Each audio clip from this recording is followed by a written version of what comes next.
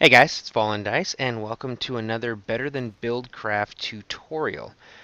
This is for my new automatic pottery design. This is different in the one that I've done before in that it gives us actual switches here to choose between the 4 different types of pottery, and these switches here actually turn on the system. So without having one of these switches in the on position, you will not be doing any pottery.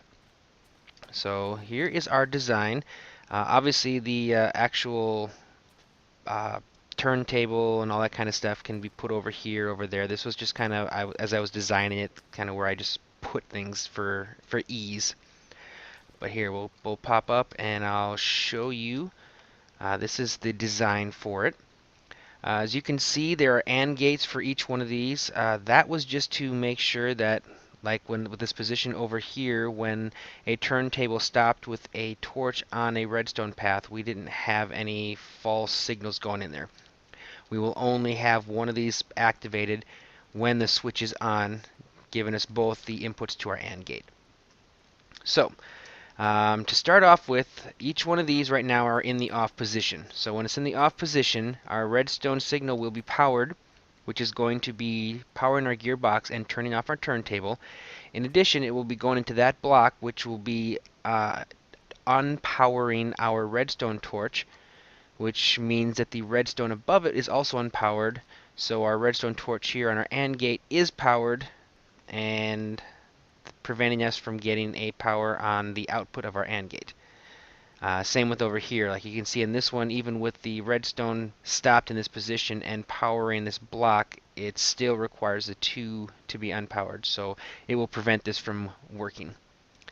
And that is the same on all of these.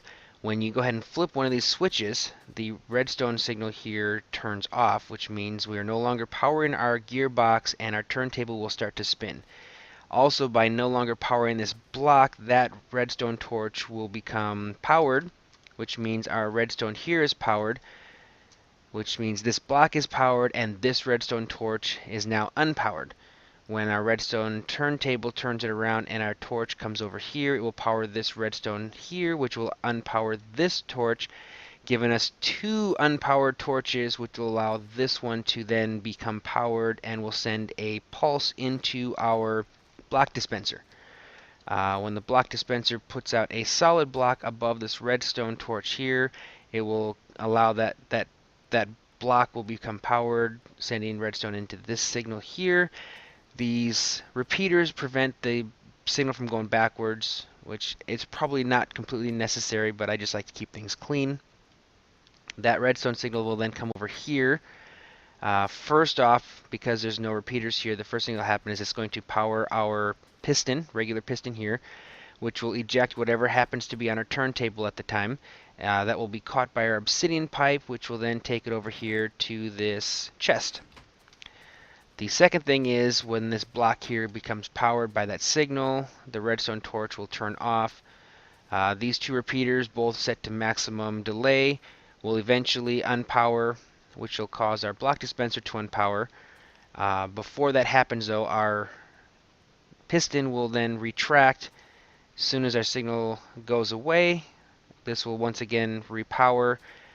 The block dispenser will then dispense a block of clay and it will start all over again. Each one of these is identical all the way across. The difference is this one has the turntable set to the very quickest speed. All the other ones here are set to 2. And then the other difference is the number of half slabs inside each one of these block dispensers. The crucible setting, which is on the fastest turntable setting, has 2 half slabs and 1 full slab. Our planter has the second setting on the turntable, and it also has 2 half slabs and the 1 full slab. The vase has an extra half slab, so it has 3 half slabs, 1 full slab. And our urn has 4 half slabs and the 1 full slab, and they're all set to the 2 on the turntable. So with that explained, we will go ahead and demonstrate all 4 of these. So our first one, like I said, is the crucible, and it actually goes pretty quickly. As soon as it gets powered the first time, it'll reset and put out our clay block, which it did. We have our crucible, and it gets ejected. There's our clay again. As soon as it gets to our crucible design, it's ejected, and there we go. We'll come over here, turn it off crucible. We'll now put it on our planter. Every now and then, if it's in the middle of one of these, the first piece might get messed up. But after that, once it goes through a full cycle, you will get exactly what you request every time. This is a very reliable system. I have yet to see it get jammed or do anything. It gives you exactly what you ask for every time. So there we go. We got a couple vases there. Or not vases, planters there, I should say. Then we'll go to the vase. And we'll watch this one do a couple times. There's our vase, the first one. And watch it go one more time. When I do my final setup of this in my factory storage area, I will be routing things from the output of these to a few different places here. Let's go ahead and turn it to urn real fast, and then I'll explain that. So you turn that off. We'll turn our urn on now.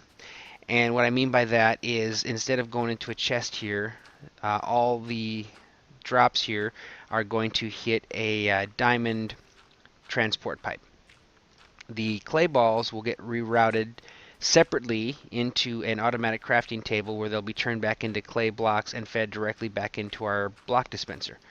The unfired pottery will actually get fed a different path, and they will go directly into the block dispenser for our automatic kiln. So once you start this system, it'll go through here. It'll give you exactly what you request. The clay balls will get recycled so it can continue to operate. Your unfired clay will go into the block dispenser of your automatic kiln, and it will from there get fired. When that is ejected, it will be caught by another obsidian pipe, and that obsidian pipe is going to route all of our finished pottery to a few different places. My storage in my Let's Play world is fully automated. Everything goes into a piping system. It has a spot for all the different items, and they will automatically sort themselves and end up in the storage chest that they belong to. So that'll happen with the crucibles, the planters, and the vases. The urns, however, will actually get routed separately over to our block dispensers or actually just our dispensers. We don't use block dispensers, we just use regular dispensers for our automatic soul urn facility, and they will fill those up so that we can automatically make soul urns as well. So that is the design. I hope you were able to understand everything. If you have any questions, please feel free to comment. I will be happy to explain anything for you. Also, if you notice, I am using a new texture pack. If you watch all my Let's Plays, you'll definitely recognize that. The texture pack that we are now using happens to be the KOP 1.2 version 3 Photorealism 128 pixel texture pack. Once we get to 1.2.5, I've already got the next version ready, and that I believe is actually a 256 pixel texture pack. I wasn't able to find that version in the 1.2.3, but I was happy that I was at least able to find it for this one for that. So yep, I will be using this for all my Let's Play videos and all my future videos as well. So let me know what you think of the texture pack. I really like it so far. As I do more in my world, I'll be able to show more of the different blocks and stuff. But so far, I really like it. So, all right, well that's it. I hope you enjoyed this, as I said before. As always, please rate, comment, and subscribe. Let me know what you think. Give me a like if you enjoyed it. Subscribe if you haven't already, so you can watch my future content, tutorials, and my fun Better Than BuildCraft Let's Play. So, thank you for watching, and I will see you next time.